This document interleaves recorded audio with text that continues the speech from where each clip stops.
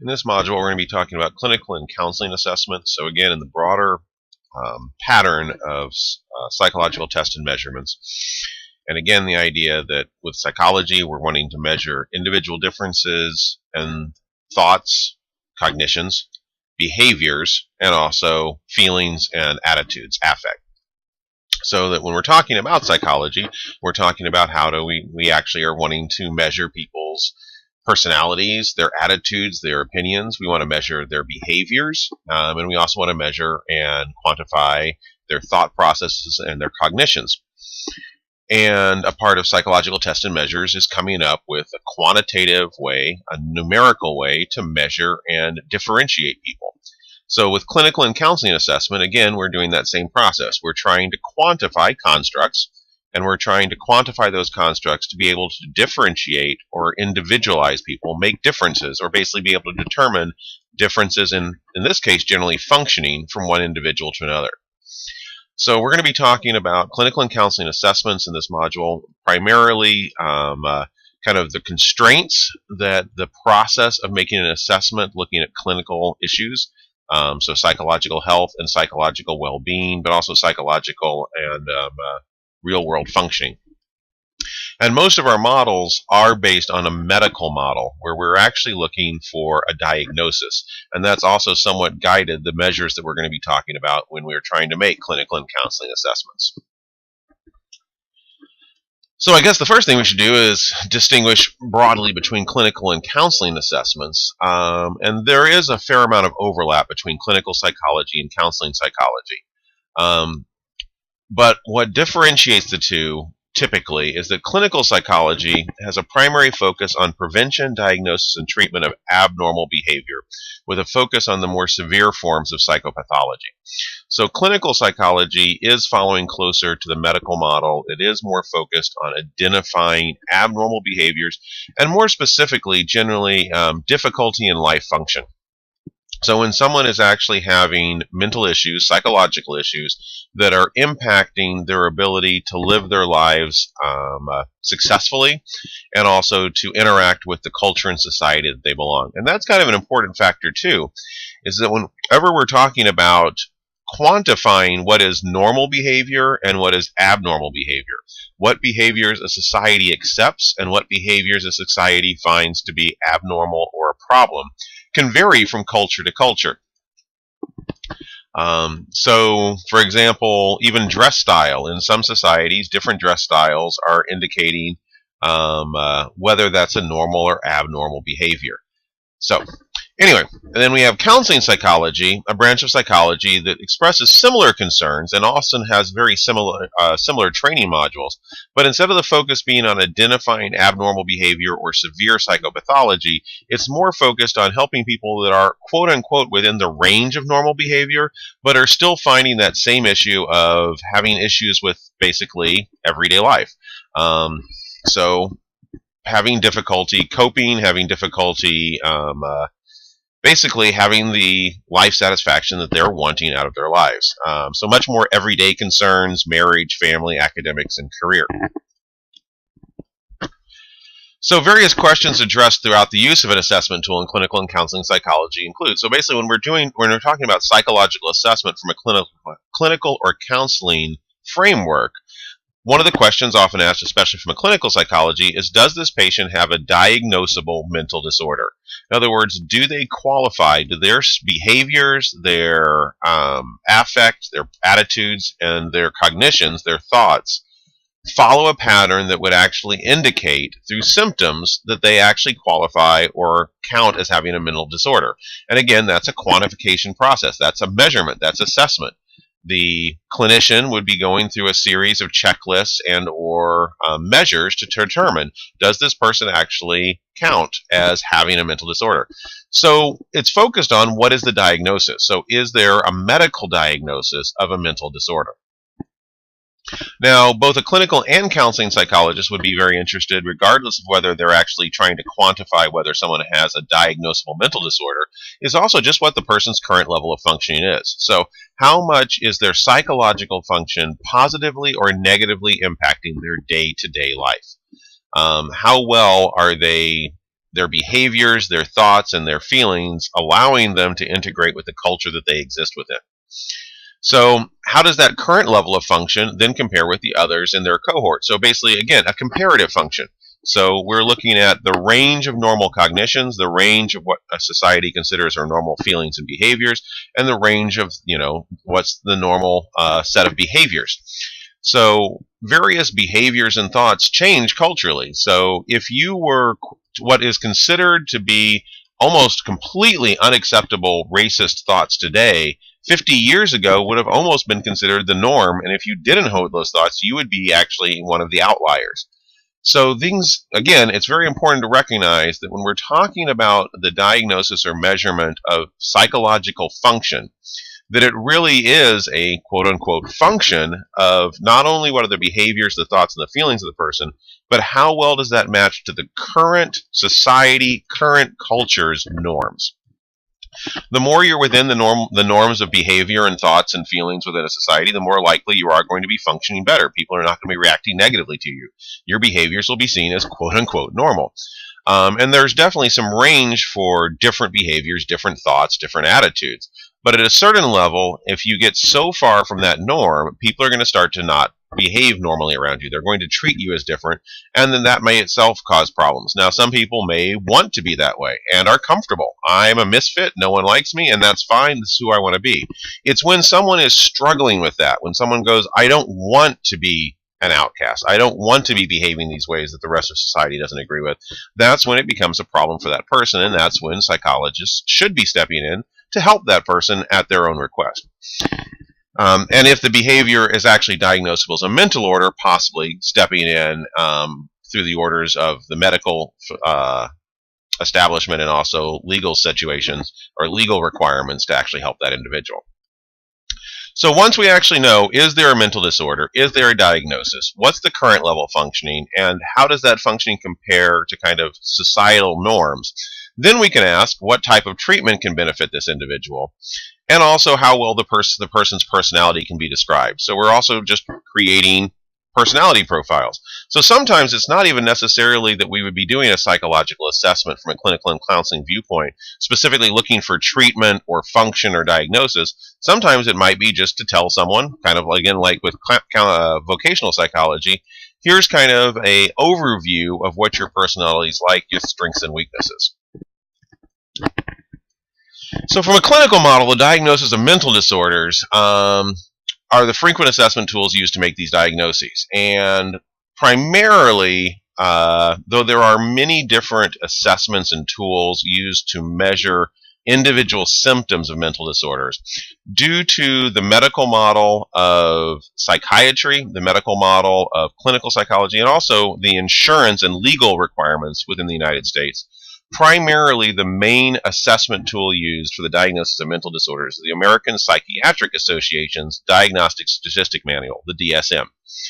And this is our primary resource and reference source for diagnosis, and it's also our measurement. And most of these, the way it measures is for each diagnosis, for each mental psychopathology that has been identified, there is a checklist of basically thoughts, behaviors, and attitudes that the clinician would use to basically kind of do a checklist. And if enough of them are checked, it indicates that a diagnosis can be given, which also then means that that person might also be eligible for medical benefits depending on their insurance, and also possibly may even need to have treatment delivered against their will if it's actually of a criminal nature.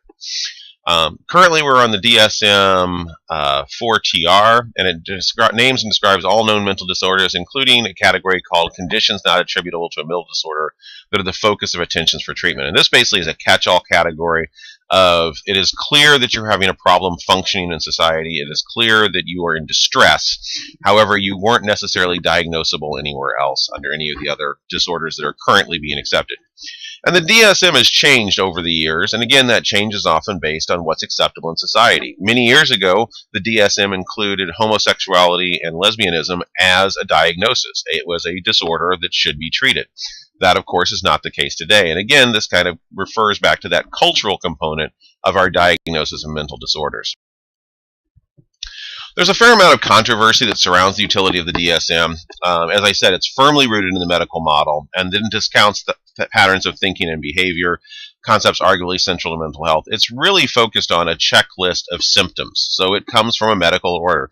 Does the person display this particular symptom? There's very few questions throughout the DSM about overt behavior, overall behavior, or cognition for the most part. It's more of, so for depression, for instance, does the person have problems sleeping? Does the person show despondency? So again, it's kind of this more, it often refers to general behaviors, but it's really not a model that's measuring the thinking and overall behaviors of the person. Different clinicians interviewing the same patients may very well produce different diagnoses based on their interpretations and the use of the DSM. So the DSM often is broad symptoms, and it's a yes or no pattern of checklists. So basically, there's 10 or 15 items for each diagnosis that someone has to go through, and they have to make a judgment call. Do I think the person is exhibiting this symptom to the level that I should check, yes, they're suffering from this particular result of their psychopathology?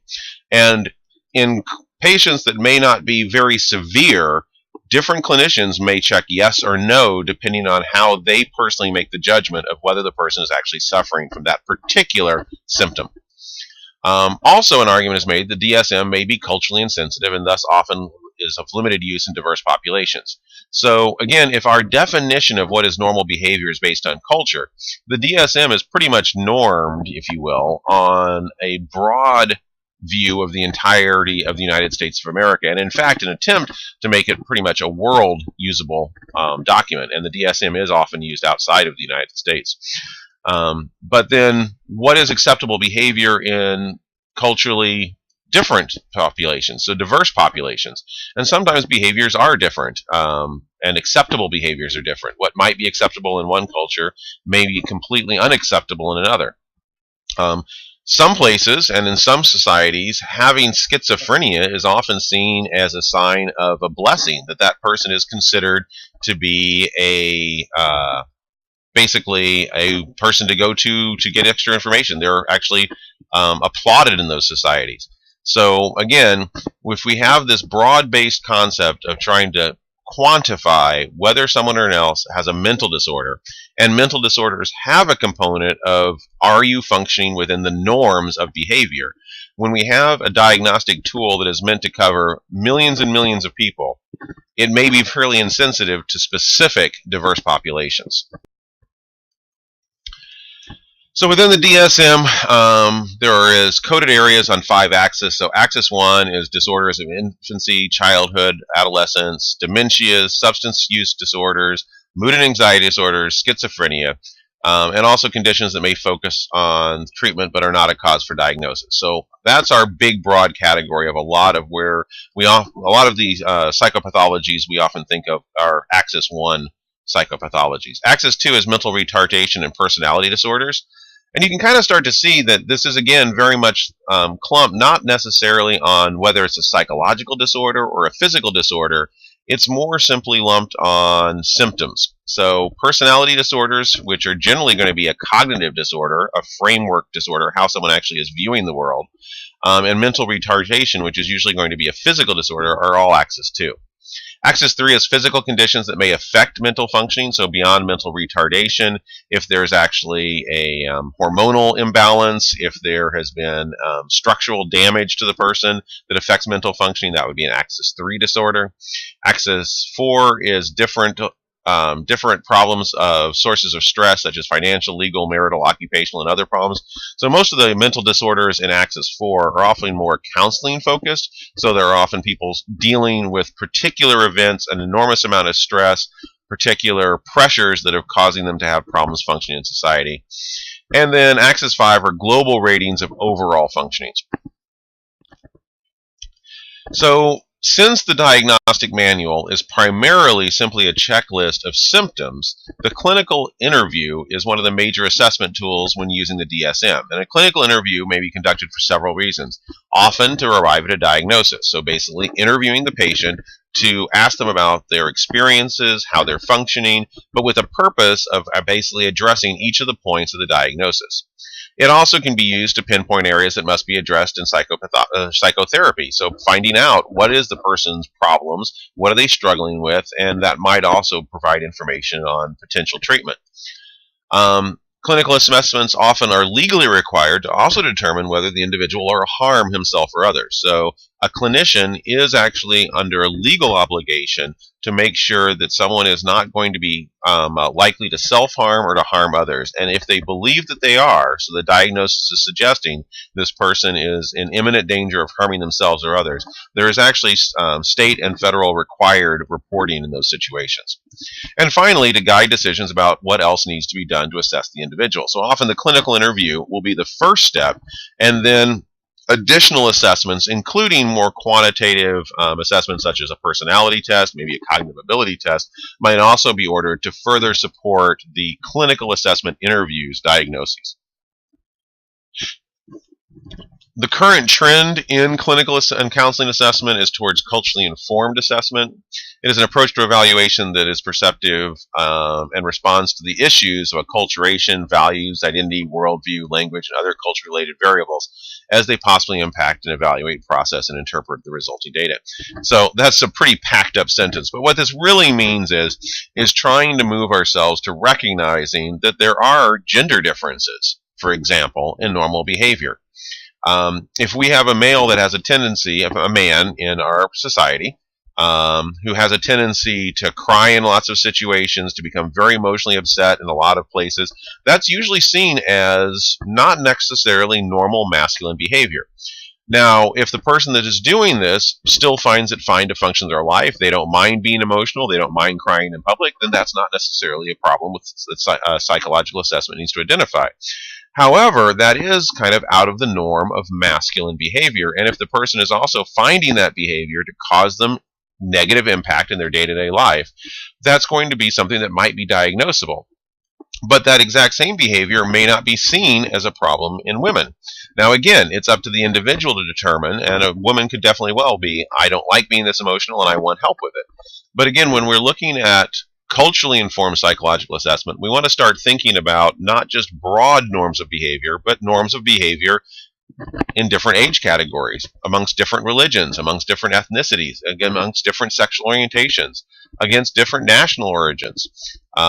So basically, it's pretty easy to go online and go to any one of those top 10 weird lists that are all over the internet.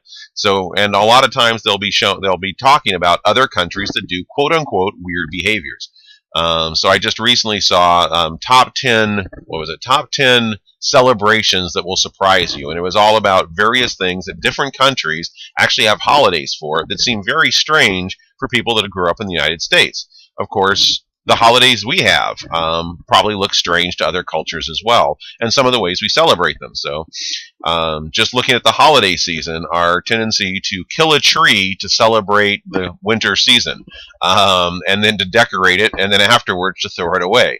Some societies would probably look at that as a pretty strange and wasteful behavior, but we think nothing of it. I have a live trail, not anymore, a slowly dying tree in my own house right now, festooned with Christmas lights and covered in various ornaments. And again, in the culture that I'm in, that is an acceptable behavior, but that might not necessarily be an acceptable behavior somewhere else. And trying to assess this and include this in our clinical and cultural assessments, in our counseling assessments, is an area that we're definitely seeing movement in, to understand that if we're really wanting to talk about psychopathology, clinical and counseling psychology with an air to not trying to come up with a broad medical diagnosis, but to simply ask the question, is the person's behavior negatively impacting the success and their satisfaction with life?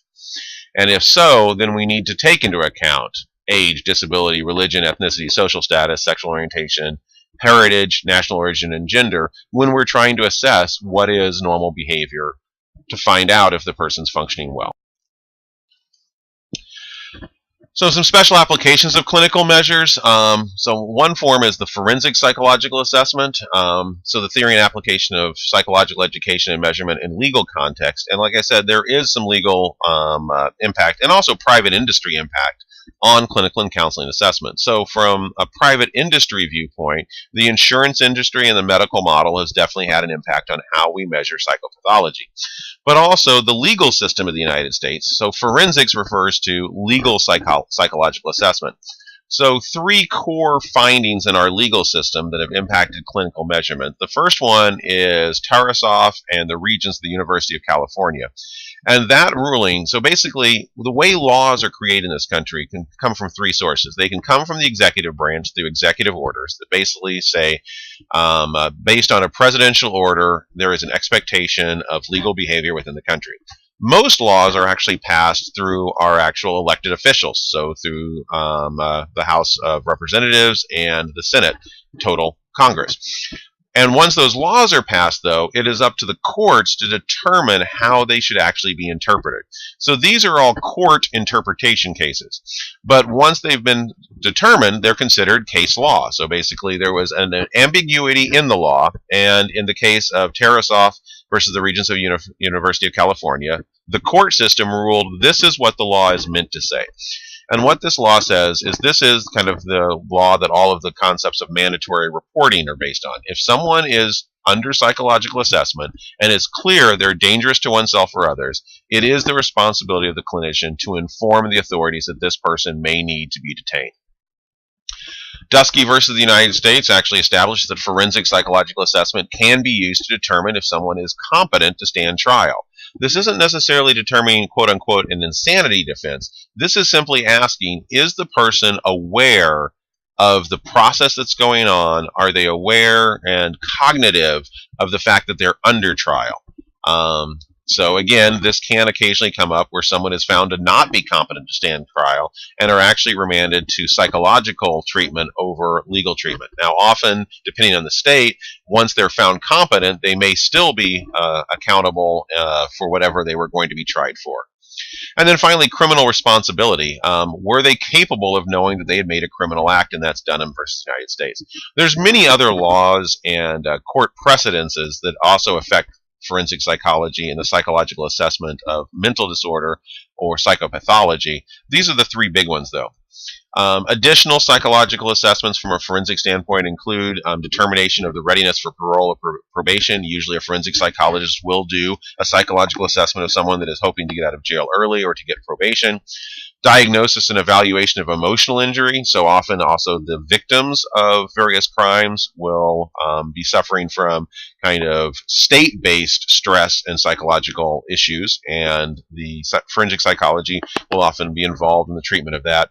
And also profiling, so creating patterns of personality profiles and to try to determine the potential behavior of people that are still committing crimes. So the FBI is probably the most well-known use of forensic psychologists in the job of creating profiles of basically criminals that they are still in the process of trying to catch. Additional special applications of clinical measures within the legal system include custody evaluations, so psychological assessments of parents and guardians, their parental capacity, and also of the children and the parental needs and preferences. So this involves evaluations of parents, evaluations of child, trying to make decisions of what is best for the parents and the child in custody battles. Also, clinical assessment can be used to determine the impact and effects of child abuse and neglect, including both the physical signs but also the emotional and behavioral signs of that abuse and neglect. So when we're looking at a psychological report, generally speaking, the end result of any type of clinical or counseling assessment is going to be an actual written report, either stating why the diagnosis was given or why a particular treatment is being used, or just simply the personality profile that has been generated to be then discussed with the person. There's a couple of things to notice, though, that psychological reports vary depending on their purpose. The first thing we know is what's called the Barnum effect, and this is that generally speaking, people tend to accept vague personality descriptions as accurate descriptions of themselves. So generally speaking, if you're simply trying to validate a clinical report by going, well, do you agree with the report? Unless the report is incredibly specific, we generally, when people start talking about what a test says our personality is like, our tendency is, even if it isn't necessarily a great description of us, we can easily start looking for, well, I wouldn't say I'm that conscientious, but now that you mention it, I do like to clean up occasionally. So we tend to actually view such information with kind of a confirmation bias. So when someone tells you that you're really smart, you'll often try to think of times, well, maybe I am. Maybe there is examples in my life that I'm really smart. Clinical prediction. The application of clinicians' own training and clinical experience is a determining factor in clinical judgments and actions. So a lot of research has actually found that the clinician themselves, their own experiences, the types of patients they've had, and their own training is also just a predictive aspect of the kinds of diagnosis they give. And this again gets to that idea that two different clinicians using the same checklist might come up with different diagnoses. So let's think about that for a second. What this means is that if the process of making a psychological determination of psychopathology is comparing the person that you're interviewing to a normed group, most times the clinical psychologist is the one that is making a judgment call of, is this normal behavior? So if we have two clinical psychologists that are interviewing someone that is basically suffering from depression by their own words, they claim they're depressed and they're coming in hoping that they can get a diagnosis. If one of the clinicians primarily doesn't work with depression, primarily works with people that are basically having, for example, marital and family disputes, as the person starts to describe their moderate depression symptoms, that person might go, wow, you sound really depressed. I've had hundreds of patients in here, and you're probably one of the most depressed people I've ever met. So they're very likely then to check yes, yes, yes, yes, yes, yes, yes, down that checklist for depression.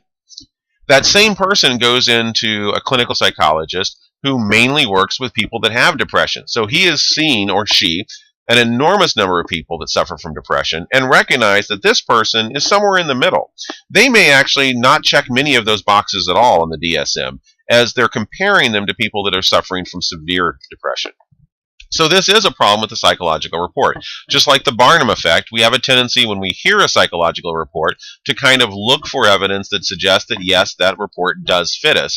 We also know that the actual data that we get out, the diagnosis we get out, is somewhat dependent on the person giving the assessment. Mechanical prediction, however, so if we're using clinical prediction, it means that we're allowing that judgment to still be in the hands of the clinician themselves. They get to decide whether or not the person has diagnosis. They get to decide whether or not to use a particular treatment. There has been a fair amount of research that says if we use mechanical prediction, so in other words, if we simply use the assessments we use, such as personality tests, cognitive ability tests, and even the DSM once it's checked off, to then enter into a statistical rules of probability, so a computer-generated finding and recommendations. So we let an actual computer crunch the numbers and come up with a diagnosis. That those diagnoses are not necessarily 100% more accurate, but they're more likely to be consistent. And again, there is, of course, resistance to this idea of letting computers diagnose us for mental disorder. But it is something that, again, we're seeing some movement towards in the research.